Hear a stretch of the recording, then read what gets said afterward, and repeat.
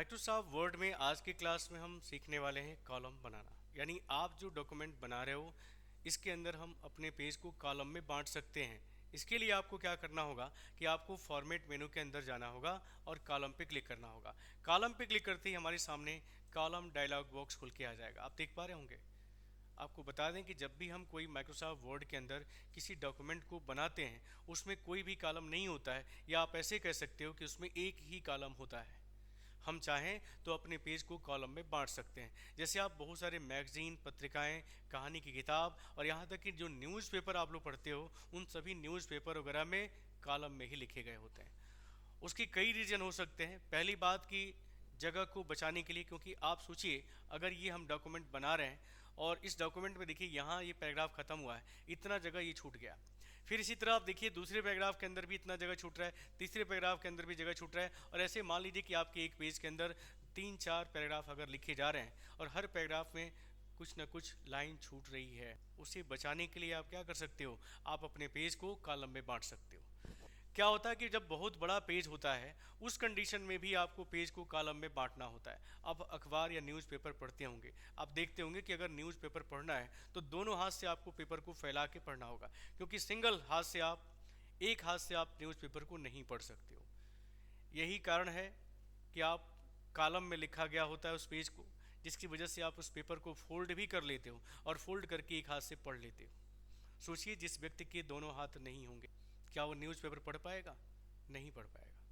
तब उस कंडीशन में हमने आपको बताया कि अगर पेज को कॉलम में लिखा गया है तो उसे वो क्या कर सकता है, फोल्ड कर सकता है, और फोल्ड करके एक हाथ से भी पढ़ सकता है, सो के भी पढ़ सकता है। या आप बहुत भीड़ भाड़ में देखिए जाए क्या करते हैं लोग, न्यूज़पेपर को ऐसे फैला देते हैं बिना मतलब का।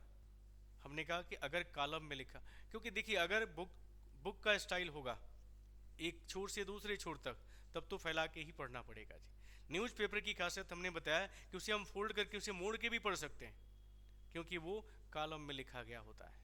अगर हम भी चाहते हैं कि अपने पेज को कॉलम में बांटें तो यहाँ देखें 1 कॉलम दिया गया है, यहाँ पे 2 कॉलम दिया गया है, यहाँ पे 3 कॉलम, यहाँ पे लेफ्ट, लेफ्ट में क्या हो रहा है, लेफ्ट में कॉलम पतला और राइट में आप देखें चौड़ा हो रहा है। और इसी तरह राइट को सिलेक्ट करते हो, यहाँ पे लेफ्ट में चौड़ा और राइट में आपको पतला कॉलम दिखाई दे रहा है। तो फिलहाल मैं इसे 3 कॉलम में देखता हूँ, 3 कॉलम में सिलेक्ट करता हूँ। और यहाँ देखिए नंबर ऑफ कॉलम की संख्या भी पूछी जा रही है, कितने कॉलम होने चाहिए आपके पेज में। मैक्सिमम यहाँ पे देख सकते हैं 12 कॉलम बनाने के लिए कह रहा है। हम 12 कॉलम अपने पेज के अंदर बना सकते हैं। तो 12 कॉलम बहुत होता है, क्योंकि न्यूज़पेपर में आप देखिएगा 6-7 मैक्सिमम 7 कॉलम तक बनते हैं।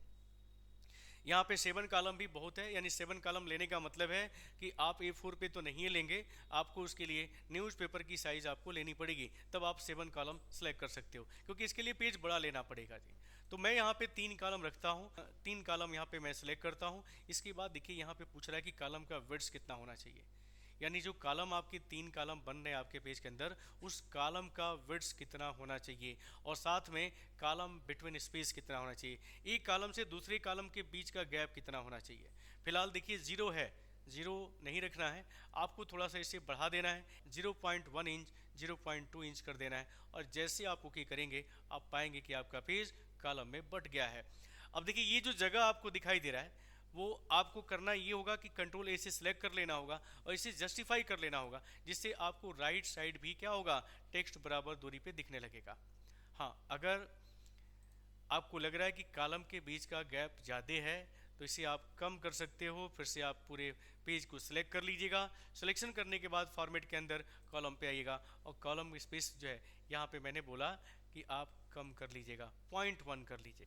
हाँ, राइट टू लेफ्ट भी कर लेना है। अलाइनमेंट के लिए हमने बताया, जो अभी आपका देख रहे होंगे कि बराबर नहीं दिख रहा था, उसको आप यहाँ से एक्टिव कर सकते हो। साथ ही अगर चाहते हो कॉलम के बीच में एक लाइन भी दिखाई दे, सेपरेट करें पहले कॉलम दूसरे कॉलम को, दूसरे कॉलम और तीसरे कॉलम को आप चाहते हो कि हम सेपरेट करें लाइन के द्वारा, तो आप इस पर क्लिक करके और ओके कर देना।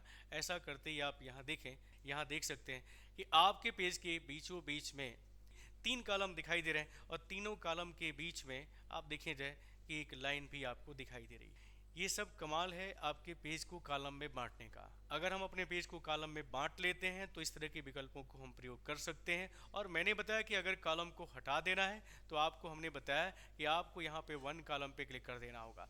वन कॉलम पे क्लिक करने के बाद जब आप ओके करेंगे तो आप पाएंगे कि फिर से आपका पेज सिंगल कॉलम में बट गया है। तो इस तरह हम अपने पेज को कॉलम में बांटकर कॉलम में हम लिख सकते हैं और कॉलम में बांटकर हम अलग अलग लाइनों को लिख सकते हैं। चाहे तो हम कॉलम बिटवीन लाइन भी यूज़ कर सकते हैं। हाँ, एक और विकल्प इसमें दिया हुआ था, अगर फॉर्मेट के अंदर कॉलम के अंदर जाते हो और इसको सेलेक्ट करते हो तो लाइन बिटवीन दिखाई देगी। अब इसके बीच का जो स्पेस है बहुत ज़्यादा है, इसे आप कम कर लीजिएगा और जब ओके करेंगे तो आप देख सकते हैं कि लेफ़्ट का कॉलम चौड़ा दिखाई दे रहा है जबकि राइट का कॉलम पतला दिखाई दे रहा है। तो इस तरह के विकल्प को हम प्रयोग कर सकते हैं। ऐसे विकल्पों का प्रयोग करते हुए हम अपने पेज को कॉलम में बांट सकते हैं। तो उम्मीद करते हैं कि आपको पेज को कॉलम में बांटना भी समझ में आ गया होगा।